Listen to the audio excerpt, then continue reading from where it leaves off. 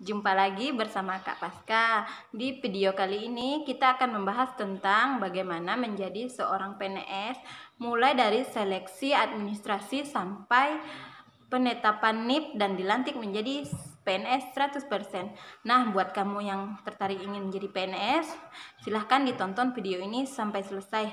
Dan jangan lupa like, comment, and subscribe.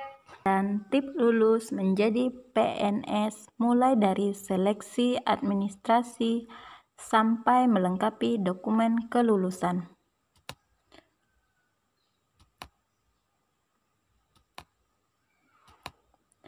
Berikut akan dipaparkan apa saja yang harus kita lakukan supaya lulus menjadi seorang PNS.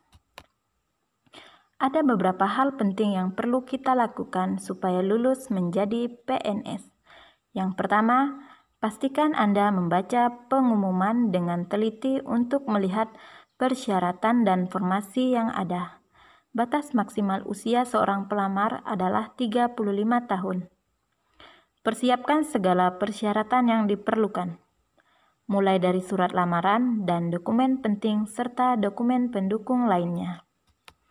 Tulis lamaran ditujukan sesuai dengan contoh format yang diberikan setiap daerah, karena setiap daerah berbeda-beda. Melakukan pendaftaran sesuai dengan ijazah yang dimiliki. Hal ini penting sekali, jangan sampai kita mendaftar di formasi yang tidak sesuai dengan ijazah kita. Lakukan scan dokumen seperti akta kelahiran, kartu KK, KTP, ijazah SD, SMP, SMA, sampai ijazah S1 dan diubah menjadi format PDF atau sesuai dengan petunjuk di pengumuman. Siapkan vas foto berlatar merah. Ini adalah contoh dokumen ijazah, transkrip nilai, akta kelahiran, KK, dan lain-lain, serta surat lamaran yang ditulis tangan. Lengkapi dokumen pendukung lainnya, misalnya bagi seorang guru yang memiliki sertifikat pendidik harap disertakan, dan bagi tim kesehatan yaitu STR, begitu juga dengan jurusan lainnya. Jika dokumen sudah siap, lakukan pendaftaran akun dengan cara membuat email aktif. Bagi yang belum mempunyai alamat email, harap membuatnya terlebih dahulu. Jika sudah akses portal pendaftaran, biasanya sudah ada petunjuk resmi dari SSCN dan ikuti petunjuk yang disampaikan.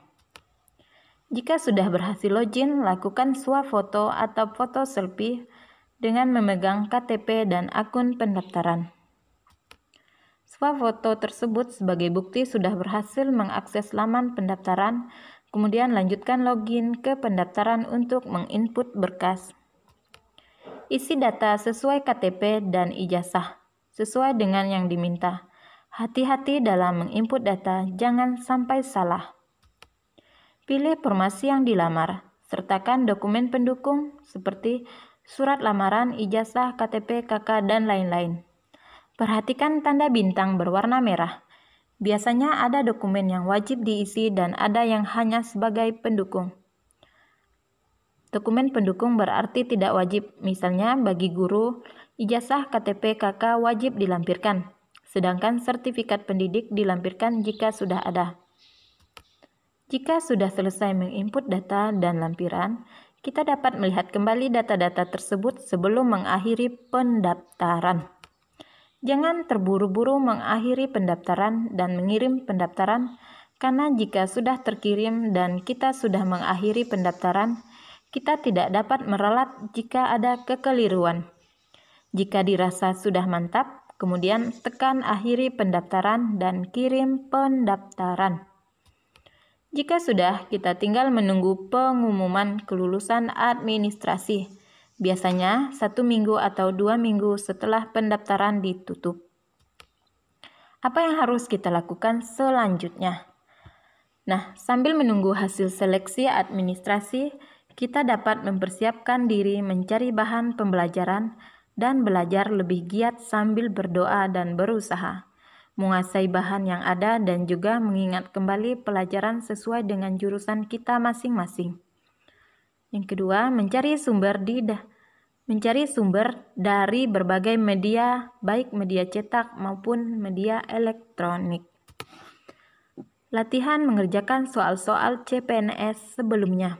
Biasanya banyak di internet dan di buku persiapan mengikuti tes CPNS. Tak kalah penting adalah juga jaga kesehatan baik fisik maupun psikis, jiwa dan raga, jaga pola makan dan minum, supaya badan juga fit ketika tes nantinya. Jangan jaga emosi kejiwaan. Jangan sampai kita stres terlebih dahulu sebelum tes. Hal yang perlu kita perhatikan. Bagi yang ingin melamar di luar daerah asal, harap memperhatikan syarat dan ketentuan yang berlaku. Biasanya ada perbedaan IPK yang menjadi standar minimum. Misalnya, bagi guru yang berasal dari kota A ingin melamar dan mengikuti tes di kota B, IPK harus 3,00 atau lebih. Sedangkan kalau asal dari kota A melamar di kota A, IPK cukup hanya 2,5. Walaupun banyak yang tidak mencantumkan perbedaan IPK untuk setiap pelamar. Nah, jangan sampai kita tidak lulus administrasi hanya karena tidak teliti dalam mempersiapkan persyaratan. Setelah pengumuman kelulusan administrasi keluar, kita dapat mengeceknya di alamat resmi yang dicantumkan oleh pemerintah setempat atau di SSCN. Setelah dinyatakan lulus administrasi, apa yang harus kita lakukan? Yang harus kita lakukan adalah menyiapkan diri untuk mengikuti tes SKD. Perhatikan hal-hal teknis yang dipersyaratkan, misalnya pakaian yang meliputi baju, celana, sepatu, warna kerudung bagi yang berhijab. Jangan sampai kita tidak dapat mengikuti tes gara-gara salah kostum. Misalnya, wajib pakai pakaian putih hitam, kita malah datang ke lokasi tes pakai baju batik bebas. Hal ini akan mengakibatkan kita tidak dapat mengikuti tes atau kita akan menjadi repot. Persiapan sebelum memulai tes.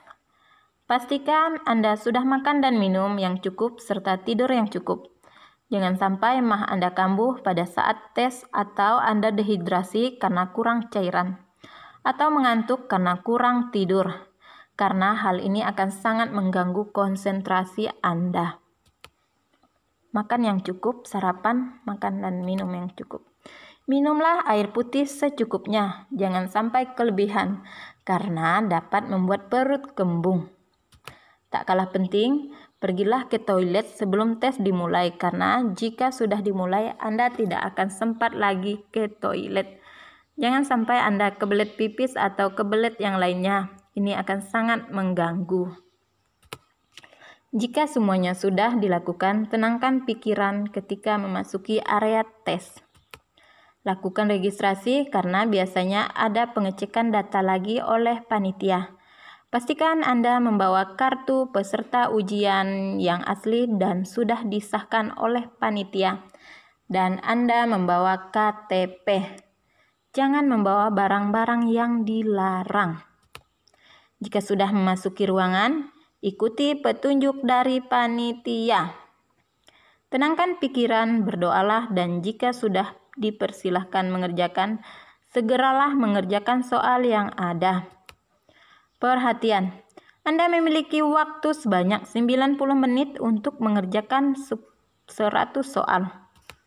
Pastikan Anda membaca soal yang ada dan memilih jawaban yang tepat. Jika sudah, klik simpan atau save. Hal ini sangat penting. Jangan sampai jawaban yang kita pilih tidak tersimpan di server, kemudian tekan lanjutkan atau next. Anda dapat melompati soal yang dianggap susah dan mengerjakan soal yang lainnya. Jika sudah selesai, Anda dapat kembali mengerjakan soal yang dilompati tadi. Dengan mengklik nomor soal, soal-soal yang belum dikerjakan secara otomatis akan muncul ke layar ketika kita mengklik soal terakhir. Pergunakan waktu semaksimal mungkin. Jangan melakukan hal-hal yang tidak berguna, karena waktu Anda tidak banyak. Jika sudah selesai dan waktunya masih ada, Anda dapat mengecek kembali soal-soal yang ada. Namun, jika dirasa sudah mantap, Anda dapat menekan tombol selesai dan Lihatlah nilai Anda akan keluar di layar komputer Anda. Apa yang harus kita lakukan setelah tes SKD? Yang harus kita lakukan adalah 1. Lihatlah nilai Anda apakah lulus melebihi standar yang ditetapkan. Jika iya, berarti Anda lulus SKD. Namun, Anda harus menunggu hasil resmi karena dari panitia SSCN bisa jadi ada nilai yang lebih tinggi dari kita karena yang akan diikutsertakan dalam mengikuti SKB adalah 3 nilai teratas yang lulus SKD. Berdoalah semoga Anda ada di peringkat 1, 2, atau 3 sehingga berhak mengikuti SKB. Dalam SKD ada 3 nilai yang dilihat. Yang pertama TIU, yaitu tes inteligensi umum, TKP, tes kompetensi kepribadian, dan TWK, tes wawasan kewarganegaraan. Masing-masing memiliki standar yang berbeda, setiap tahun itu berubah. Jika pengumuman resmi dari panitia SSCN sudah keluar, Anda dapat mengaksesnya di alamat resmi yang diberikan oleh panitia. Jika Anda masuk dalam 3 teratas, maka bersiap-siaplah untuk mengikuti tes SKB berikutnya. Persiapan yang dilakukan hampir sama. Hanya dari segi materi, Anda harus lebih menguasai jurusan yang Anda pilih, sesuai dengan formasi Anda.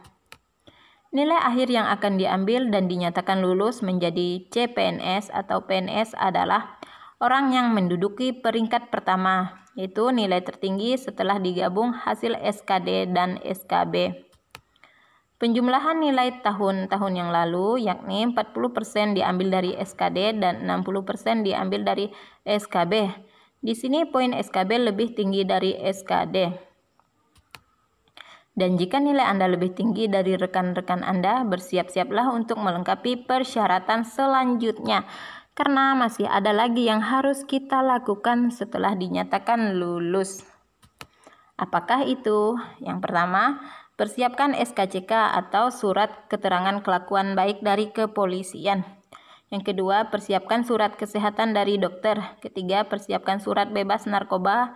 Dan keempat, persiapkan surat bebas dari gangguan jiwa. Yang kelima, siapkan dokumen-dokumen fisik seperti yang telah kita upload tadi pada saat pendaftaran pertama kali.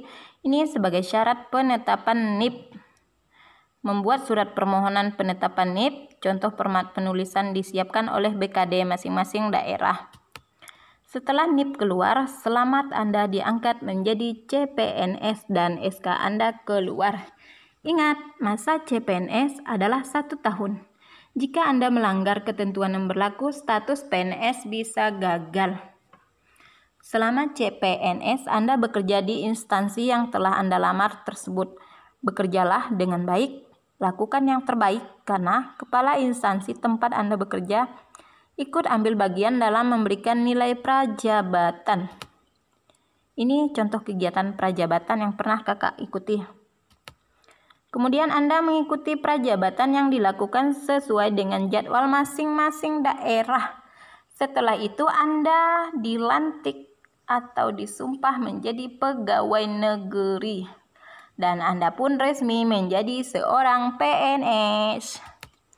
Nah, ini adalah kegiatan waktu penutupan pelatihan prajabatan yang pernah Kakak ikuti, di mana kita menerima sertifikat kelulusan. Setelah itu kita akan dilantik menjadi pegawai negeri 100%, di mana ketika kita sudah 100% menjadi pegawai negeri, gaji kita juga 100%, dan waktu CPNS tadi gaji kita yang kita terima yaitu 80%.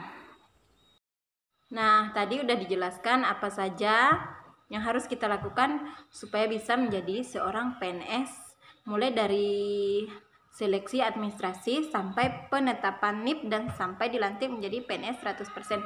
Nah, buat kamu yang ingin menjadi PNS, tolong jangan lakukan hal-hal yang dilarang. Nah, sekian video dari Kakak, informasi dari Kakak. Terima kasih sudah menonton. Sampai jumpa di video selanjutnya. Oke, dadah.